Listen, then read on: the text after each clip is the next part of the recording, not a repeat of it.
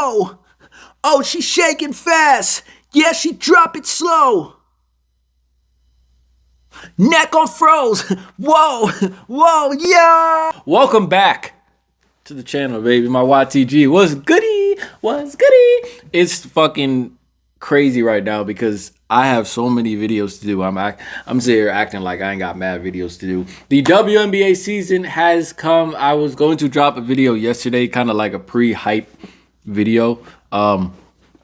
That didn't happen, but I saved it and it's in my phone and I said some things on it that actually they were kind of disclaimers because I knew the season was starting yesterday and I wanted to do videos before the season started yesterday. So the stuff I'd say, you know, after the games happened, you know, I wouldn't be piggybacking anything, but just to be safe, I did save the video. So, and some of these same things happened. But anyway, before we get into anything else, I figured, why don't we do a top 20 like I used to do like damn near 2 years ago? Holy crap, it's been fucking 2 years.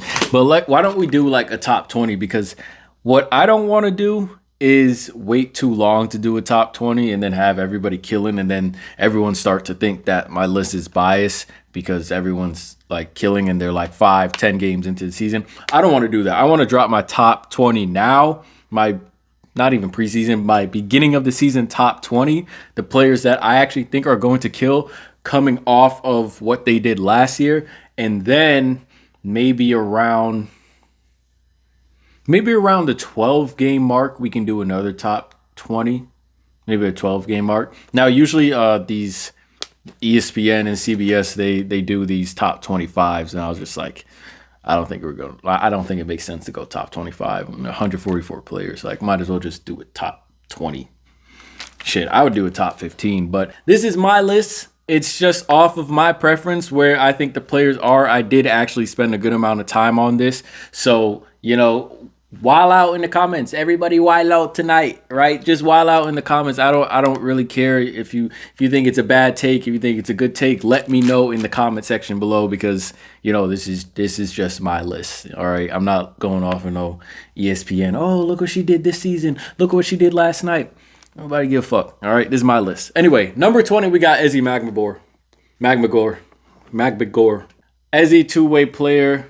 You know what I'm saying? She's kind of, she's a role player, but not really a role player. Like, she's a role player, but if you were to take away NECA and Jewel, she'd probably be the star player. You get what I'm saying? So she's kind of like, she is a big piece to the puzzle. You get what I'm saying? She's a two-way presence. We're not going to spend too much time on like the bottom 20 because the top 10 is going to be really interesting. But at number 20, I got Ezi. Now, next up on the list, I have at number 19, Kahleah Copper. Now, sometimes I have to look at these lists, right? And a lot of players have really good stats, right?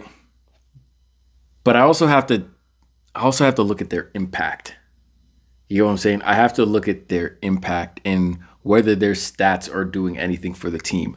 I don't think it's important to look at team record necessarily, but the same way how we can say, oh, if you took this player off her team and put her somewhere else, this team would flop or something like that, right? Now, even if a player is on a bad team, I think you can still do that. Like, you can still be like, okay, if we took this player off of this team, this is what this team would look like. Would they even get to 13 wins? Would they even get to 5 wins? Whatever. I think you could still do that with a bad team. So that's why Kahleah Copper comes in 19.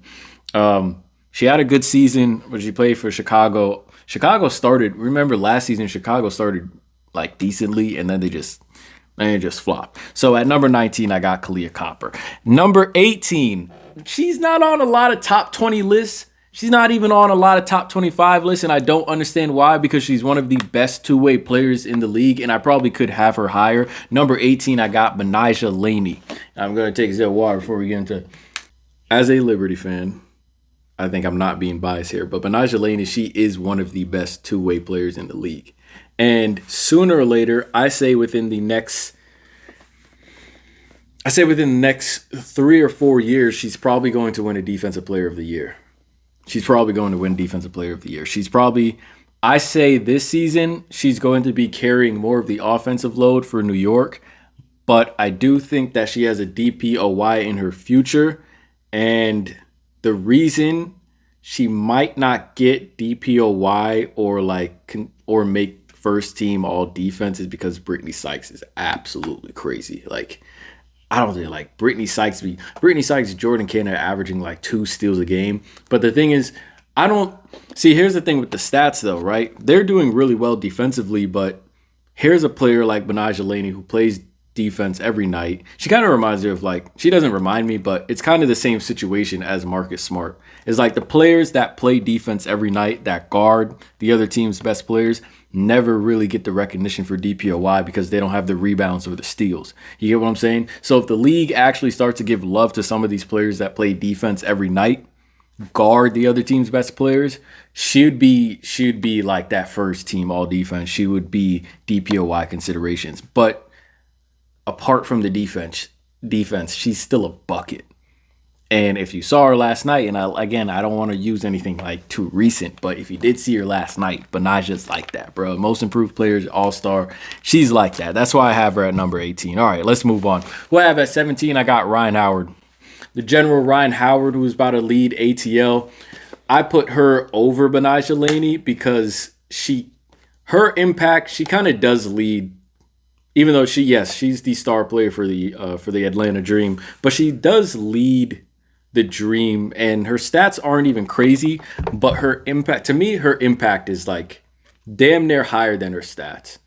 Right? She's a scoring, facilitating, defender, offensive initiator. Like, what are the limits for Ryan Howard? I don't know. She can score, she can facilitate, she can get to the hoop. She can damn near do everything. I just don't think ATL has really found a system where she can operate to the best of her ability because she can do everything. Ryan Howard is a future MVP of this league. That's for damn sure. So I just think ATL got to find a system where because they have so much talent around her, like maybe just let her do her thing. Because to me, you have stars like Arike Gumbawale, and part of the reason I think they never up their game level or the team never gets better is because they don't know how to take their individual talent and basically spread that around the team. You know what I'm saying? Ryan Howard to me looks like she's more capable of kind of like empowering her teammates through her play than someone like an Arike Gumbawale. And you might say, why is Arike Gumbawale higher than Ryan Howard then? Well, Orige's still a bucket. If we're talking about player, like who's a better player, Orige's probably better than Ryan. Ryan hasn't tapped into that yet. So for now, Ryan Howard's going to be below Arike Gumbawale. And I don't even think we're getting to Arike Gumbawale yet. But Ryan Howard at number 17. At number 16, I got Kelsey Plum. The only reason Kelsey Plum can't go higher, even though we all know she's one of the best players in the league, the only reason she can't go higher is because I think there's too much talent now. The list I'm doing, I forgot to mention this, but the list I'm doing full strength lists. I'm not doing any players with injuries that aren't going to be playing this season. I'm just doing full strength lists, like as if everyone was playing, just full strength list. So that's why KP is at number 16, okay? So number 15, I got Jewel Lloyd. A lot of people might be shocked that Jewel Lloyd's out of my top 10. Yes, she was the leading scorer last season. Not the best numbers. She was in the mid to high 30s, both field goal and 3-point. And the reason I'm not going to put her higher is because she was by herself last season. You get what I'm saying? There's nothing for her to do but shoot the damn ball, but put the ball in the bucket. You know what I'm saying? So I don't really know. Now she has a team around her. We'll see how that shit works because now she can't take all the shots herself. So that's why she's at number 15. Arike, 14. Arike at 14. And Arike, again, great player, but I just don't think that her individual, she's found a way to get her individual play to benefit her team play because it kind of is one-on-one isolation ball. I feel like if Arike becomes a better facilitator, a better passer, pick and roll type player where she's not looking to score, nothing wrong with being a scorer. There's nothing wrong with being score first. A lot of players don't.